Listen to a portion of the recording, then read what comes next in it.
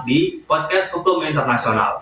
Pada kesempatan kali ini, kita akan membahas tema yang sangat menarik dan juga relevan dengan kondisi dunia saat ini, yaitu peran PBB dalam menghadapi konflik internasional dunia saat ini.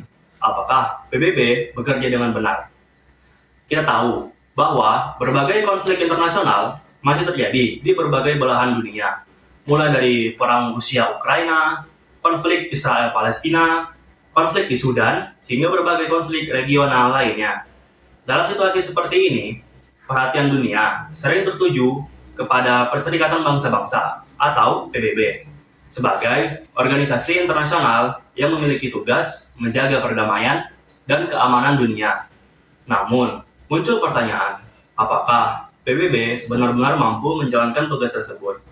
Apakah PBB masih efektif dalam menghadapi konflik internasional saat ini?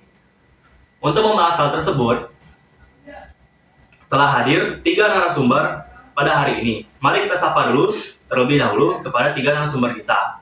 Halo narasumber 1, yaitu Cakra. Halo. Dengan narasumber kedua, yaitu Cesar. Halo. Dengan narasumber terakhir, yaitu Rafiq. Hai. Dan saya sebagai host, Dava. Baik, langsung saja kita masuk ke pembahasan pertama. Cakra, sebelum kita membahas apakah PBB bekerja dengan baik atau tidak, mungkin bisa dijelaskan tidak terlebih dahulu, apa sebenarnya PBB itu dan apa tujuan pembentukannya?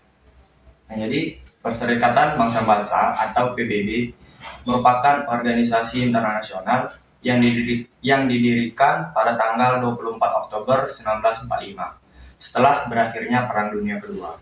Pembentukan PBB dilatar belakangi oleh keinginan negara-negara dunia untuk mencegah terulangnya perang besar seperti Perang Dunia I dan Perang Dunia II yang telah menimbulkan jutaan korban jiwa. Tujuan utama PBB tercantum dalam piagam PBB yaitu 1. Menjaga perdamaian dan keamanan internasional, 2. Mengembangkan hubungan persahabatan antar negara, 3. Mendorong kerjasama internasional, 4. Menjaga penyelarasan tindakan negara-negara dalam mencapai tujuan bersama.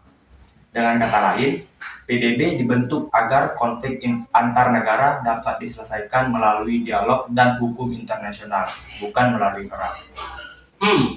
Lalu, dalam menjalankan tujuan tersebut, lembaga apa yang paling berperan dalam menangani konflik internasional? Lembaga yang paling berperan adalah Dewan Keamanan PBB. Dewan Keamanan memiliki kewenangan untuk menentukan apakah suatu situasi merupakan ancaman terhadap perdamaian internasional. Jika ditemukan adanya ancaman, Dewan Keamanan dapat mengambil langkah seperti mengeluarkan resolusi, menjatuhkan sanksi ekonomi, mengirim pasukan penjaga perdamaian atau peacekeeping force. Dalam kondisi tertentu, mengizinkan penggunaan kekuatan militer. Dewan Keamanan terdiri dari 15 anggota, dengan 5 anggota tetap, yaitu Amerika Serikat, Rusia, Tiongkok, Inggris, dan Perancis.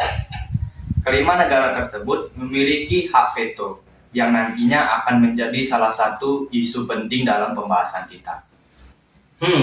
Selain Dewan Keamanan, apa saja upaya yang biasanya dilakukan PBB ketika terjadi konflik? Ada beberapa langkah yang umum dilakukan. Pertama, diplomasi dan mediasi. PBB berusaha mempertemukan pihak yang bertikai untuk melakukan negosiasi damai. Kedua, pengiriman pasukan penjaga perdamaian. Pasukan ini bertugas menjaga gencatan senjata dan melindungi warga sipil. Ketiga, bantuan kemanusiaan. Melalui berbagai badan seperti UNHCR, UNICEF, dan WFP, PBB memberikan bantuan kepada korban konflik. Keempat, penyelesaian hukum internasional. Dalam beberapa kasus, pelanggaran hukum internasional dapat dibawa ke pengadilan internasional. Jadi, sebenarnya peran PBB tidak hanya menghentikan perang, tetapi juga membantu pemulihan pasca konflik. Menarik sekali. Jadi, secara teori, PBB memang memiliki peran yang sangat besar dalam menjaga perdamaian di dunia. Namun, bagaimana praktiknya? Apakah PBB benar-benar berhasil menjalankan perannya. Nah, untuk menjawab pertanyaan tersebut, mari kita beralih ke narasumber kedua, yaitu Cesar. Cesar, menurut Anda, apakah PBB pernah berhasil menyelesaikan konflik internasional? Tentu saja, kita tidak bisa mengatakan bahwa PBB selalu gagal. Ada banyak keberhasilan yang telah dicapai PBB selama sejarahnya. Contohnya itu ada Namibia. PBB membantu proses kemerdekaan Namibia dari Afrika Selatan pada tahun 1990 melalui operasi penjaga perdamaian yang dianggap sangat sukses. Selanjutnya ada Timor Leste. PBB berperan besar dalam proses transisi menuju kemerdekaan Timor Leste pada tahun 2002. Ada juga Kamboja. Melalui United Nations Transitional Authority in Cambodia, PBB berhasil membantu proses perdamaian dan penyelenggaraan pemilu setelah konflik berkepanjangan. Keberhasilan tersebut menunjukkan bahwa PBB dapat berfungsi secara efektif ketika terdapat kerjasama dari negara-negara yang terlibat. Kalau begitu, mengapa masih banyak masyarakat yang menganggap kalau PBB itu gagal dalam menjalankan tugasnya? Karena selain memiliki keberhasilan, PBB juga menghadapi sejumlah kegagalan besar. Contohnya adalah konflik Rwanda tahun 1994. Dalam tragedi genosida Rwanda, sekitar 800.000 orang tewas dalam waktu kurang lebih 100 hari. Wow. PBB dianggap gagal karena tidak mampu mencegah pembantaian tersebut meskipun tanda-tanda bahaya sudah terlihat sebelumnya. Ada juga konflik Bosnia. Pada tragedi Srebrenica tahun 1995, ribuan warga sipil dibunuh meskipun wilayah tersebut berada di bawah perlindungan PBB. Peristiwa ini menjadi salah satu kegagalan terbesar dalam sejarah penjaga perdamaian PBB. Itu kan di zaman lalu ya. Bagaimana dengan konflik yang sedang terjadi saat ini? Jika melihat konflik modern seperti Rusia, Ukraina, atau Israel-Palestina, PBB menghadapi tantangan yang jauh lebih besar. PBB memang telah mengeluarkan berbagai resolusi, seruan gencatan senjata, serta bantuan kemanusiaan, namun konflik tetap berlangsung. Hal ini membuat banyak pihak mempertanyakan efektivitas PBB.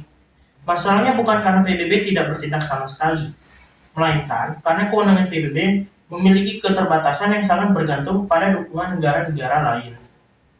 Jadi dapat dikatakan bahwa keberhasilan PBB itu tergantung pada kemauan politik negara-negara anggota. Betul sekali. PBB bukan pemerintah dunia. PBB tidak memiliki tentara permanen maupun kekuasaan mutlak. Ketika negara besar mendukung suatu kebijakan, PBB bisa bekerja lebih efektif. Namun ketika negara-negara besar memiliki kepentingan yang berbeda, kemampuan PBB menjadi sangat terbatas. Nah, disinilah muncul pertanyaan yang sering muncul dan dibahas para ahli hukum internasional. Apakah masalah utama PBB terletak pada strukturnya sendiri? Untuk membahas ini dengan lebih dalam, kita akan beralih kepada narasumber ketiga, yaitu Rofik. Rofik, banyak kritik yang diarahkan kepada PBB, terutama mengenai hak veto. Apa yang sebenarnya menjadi masalah dari hak veto itu sendiri? Hak veto merupakan hak khusus yang dimiliki 5 anggota tetap Dewan Keamanan PBB. Artinya, jika salah satu negara menggunakan veto, maka suatu resolusi dapat gagal meskipun didukung oleh mayoritas anggota lainnya.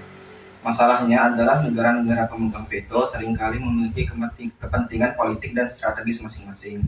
Akibatnya, keputusan Dewan Keamanan kadang bukan hanya dipengaruhi oleh kepentingan perdamaian dunia, tetapi juga oleh kepentingan negara-negara besar lainnya. Dari akibat-akibat tersebut, bisakah Rafik memberi contoh? Tentu, dalam beberapa konflik internasional, resolusi yang bertujuan menghentikan kekerasan atau menjatuhkan sanksi sering gagal karena diveto oleh salah satu anggota tetap. Akibatnya, PBB terlihat lambat atau bahkan tidak mampu mengambil tindakan yang tegas. Hal inilah yang membuat sebagian masyarakat dunia mempertanyakan keadilan sistem PBB. Kalau begitu, apakah dapat dikatakan bahwa PBB tidak bekerja dengan benar? Menurut saya, jawabannya tidak sesederhana iya atau tidak. PBB tetap bekerja sesuai mandat dan mekanisme yang dimilikinya. Masalahnya adalah mekanisme tersebut memiliki keterbatasan. Banyak orang menganggap PBB gagal menghentikan perang. Padahal secara hukum internasional, PBB tidak memiliki kekuasaan absolut atas negara-negara berdaulat. Dengan kata lain, seringkali hambatan terbesar bukan terletak pada PBB sebagai organisasi itu sendiri, melainkan pada negara-negara anggotanya sendiri. Lalu, apa solusi yang dapat dilakukan agar PBB itu bekerjanya lebih efektif? Ada beberapa gagasan reformasi yang sering dibahas. Pertama, reformasi Dewan Keamanan. Banyak pihak mengusulkan penambahan anggota tetap agar representasi kawasan dunia menjadi lebih adil. Kedua, pembatasan penggunaan hak veto. Misalnya, veto tidak boleh digunakan dalam kasus genosida atau kejahatan kemanusiaan berat. Ketiga, penguatan mekanisme pencegahan konflik. PBB harus lebih fokus pada upaya pencegahan sebelum konflik berkembang menjadi perang besar. Keempat, meningkatkan kerjasama dengan organisasi regional seperti ASEAN, Uni Afrika, dan Uni Eropa. Dengan kerjasama yang lebih luas, respon terhadap konflik dapat dilakukan lebih cepat. Jadi, dapat disimpulkan bahwa tantangan utama PBB saat ini bukanlah hanya konflik itu sendiri, tetapi juga bagaimana menyesuaikan sistem organisasi dengan dinamik politik global yang terus dirubah. Benar sekali, dunia saat ini jauh berbeda dibandingkan tahun 1945 ketika PBB didirikan. Karena itu, reformasi dan adaptasi menjadi sangat penting agar PBB tetap relevan dalam menjaga perdamaian internasional. Oke, terima kasih. Materi yang telah disampaikan oleh ketiga narasumber kita sebelumnya itu sangat menarik. Namun, sebelum kita masuk ke pembahasan mengenai keberhasilan dan kegagalan PBB, saya ingin bertanya lebih jauh. Seringkali masyarakat melihat PBB hanya sebagai organisasi yang mengeluarkan pertanyaan, pernyataan, atau resolusi. Padahal, sebenarnya, PBB memiliki dasar hukum yang kuat dalam menjalankan tugasnya. Cakra, bagaimana sebenarnya hubungan antara PBB dengan hukum internasional? Pertanyaan yang sangat penting. PBB dan hukum internasional memiliki hubungan yang sangat erat. Bahkan, dapat dikatakan bahwa PBB merupakan salah satu pilar utama dalam perkembangan hukum internasional modern. Piagam PBB sendiri merupakan perjanjian internasional yang mengikat seluruh negara anggota. Ketika suatu negara menjadi anggota PBB, negara tersebut pada dasarnya menyetujui aturan-aturan yang terdapat dalam Piagam PBB. Dalam pasal 2 Piagam PBB terdapat beberapa prinsip penting, antara lain persamaan kedaulatan negara, penyelesaian sengketa secara damai, larangan penggunaan kekerasan terhadap orang lain, larangan campur tangan terhadap urusan domestik negara lain. Prinsip-prinsip tersebut menjadi fondasi hubungan internasional hingga saat ini. Jadi, sebenarnya ketika terjadi perang antar negara, bukan hanya masalah politik yang muncul, tetapi juga masalah hukum internasional. Betul sekali.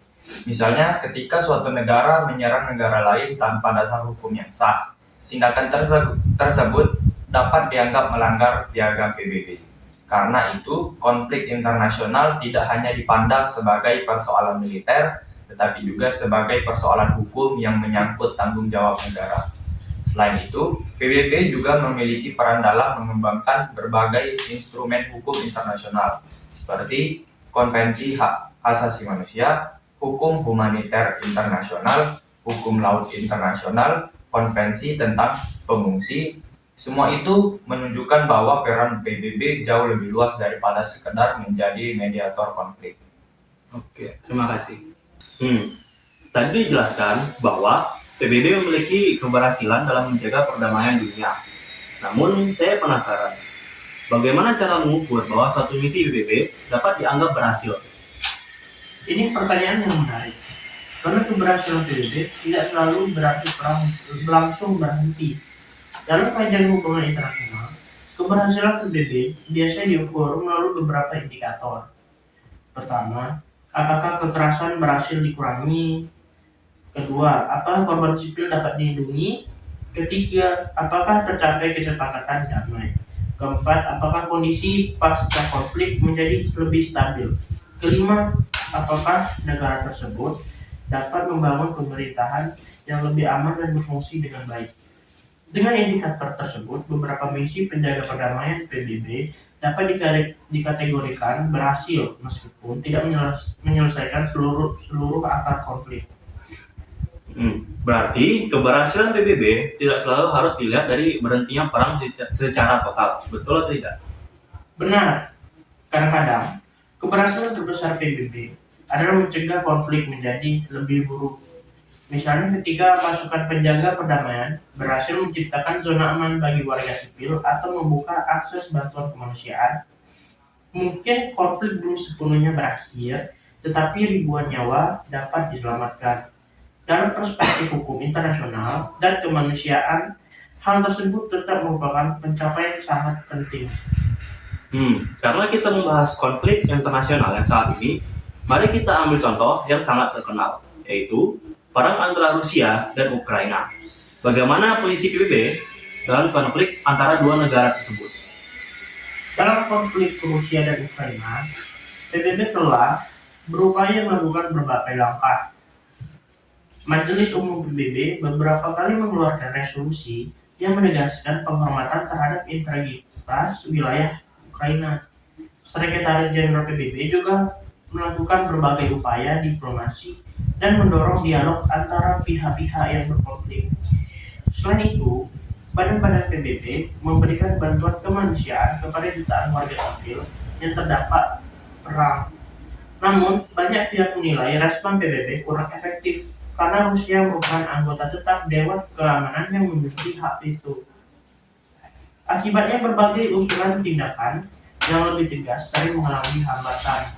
Kasus ini menunjukkan bagaimana struktur Dewan Keamanan dapat mempengaruhi aktivitas PBB dalam menghadapi konflik yang besar. Oke, terima kasih Jason. Selanjutnya, selain persoalan veto, apakah ada kritik lain yang sering ditujukan kepada PBB, Profik? Tentunya ada beberapa kritik lainnya, antara lain, pertama, lambatnya pengambilan keputusan karena melibatkan banyak negara dengan kepentingan berbeda-beda. Proses pengambilan keputusan sering memakan waktu yang lama. Padahal dalam situasi konflik, setiap jam bahkan setiap menit dapat sangat berarti bagi keselamatan warga sipil. Kedua, ketimpangan kekuasaan. Banyak negara berkembang merasa bahwa sistem PBB masih terlalu didominasi oleh negara-negara besar yang memenangkan Perang Dunia Kedua. Ketiga, masalah pendanaan. Sebagian besar anggaran PBB berasal dari kontribusi negara anggota. Ketika terjadi keterlambatan pembayaran atau pengurangan dana, kemampuan operasional PBB juga dapat terpengaruh. Apakah kritik-kritik tersebut dapat mengurangi legitimasi PBB di mata dunia? Menurut saya, tidak sampai menghilangkan legitimasi PBB, sebab hingga saat ini belum ada organisasi internasional lain yang memiliki cakupan global dan legitimasi sebesar PBB. Meskipun memiliki banyak kelemahan, PBB tetap menjadi forum utama bagi negara-negara untuk berdialog dan mencari solusi atas berbagai permasalahan internasional. Justru kritik-kritik tersebut seharusnya menjadi dorongan untuk melakukan reformasi agar PBB semakin efektif. Oke, terima kasih, Profik. Sebelum kita mengakhiri podcast ini, mari kita membuka diskusi terbuka terlebih dahulu. Saya ingin mendapatkan pandangan atas masing-masing narasumber di kesempatan kali ini. Nah, menurut Anda, apakah PBB masih relevan di abad ke-21? Menurut saya sangat relevan. Walaupun tidak sempurna, PBB tetap menjadi dasar utama kerjasama internasional dalam menjaga perdamaian, keamanan, dan penegakan hukum internasional. Saya juga berpendapat demikian. Tanpa PBB, dunia mungkin akan lebih sulit memiliki forum yang mampu mempertemukan hampir seluruh negara untuk menyelesaikan sengketa secara damai. Bagi saya, PBB masih relevan tetapi harus terus beradaptasi. Konflik modern semakin kompleks, mulai dari perang cyber, terorisme internasional, hingga krisis kemanusiaan akibat perubahan iklim. Karena itu, PBB harus melakukan reformasi agar mampu menjawab tantangan zaman. Baik, jadi dapat kita simpulkan bahwa meskipun PBB memiliki berbagai kekurangan dan sering menjadi sasaran kritik, keberadaannya masih sangatlah penting dalam sistem hukum internasional dan tata hubungan antar negara. Tantangan terbesar bukan hanya memperbaiki PBB sebagai organisasi, tetapi juga memastikan adanya komitmen dari negara-negara anggota untuk benar-benar menghormati hukum internasional dan menjaga perdamaian dunia. Baik, dari diskusi kita hari ini dapat disimpulkan beberapa hal. Pertama, PBB dibentuk untuk menjaga perdamaian dan keamanan internasional, serta memiliki berbagai instrumen untuk menangani konflik dunia. Kedua, PBB telah mencatat sejumlah keberhasilan dalam menyelesaikan konflik dan membantu proses perdamaian di berbagai dunia. Ketiga, PBB juga menghadapi banyak kritik, terutama terkait keterbatasan wewenang dan penggunaan hak veto oleh anggota Dewan Keamanan yang tetap. Dengan demikian, pertanyaan, apakah PBB bekerja dengan benar, tidak dapat dijawab secara hitam putih. PBB memang menjalankan perannya, tetapi efektivitasnya sangat dipengaruhi oleh kepentingan politik negara-negara anggota, khususnya negara-negara besar, seperti Amerika, China, dan Rusia. Terima kasih kepada seluruh narasumber kita, mulai dari Rofik, Cakra, dan Cesar. Saya selaku host mengucapkan terima kasih kepada para pendengar yang telah mengikuti podcast ini sampai akhir. Sampai jumpa pada periode podcast-podcast selanjutnya. Terima kasih dan sampai jumpa.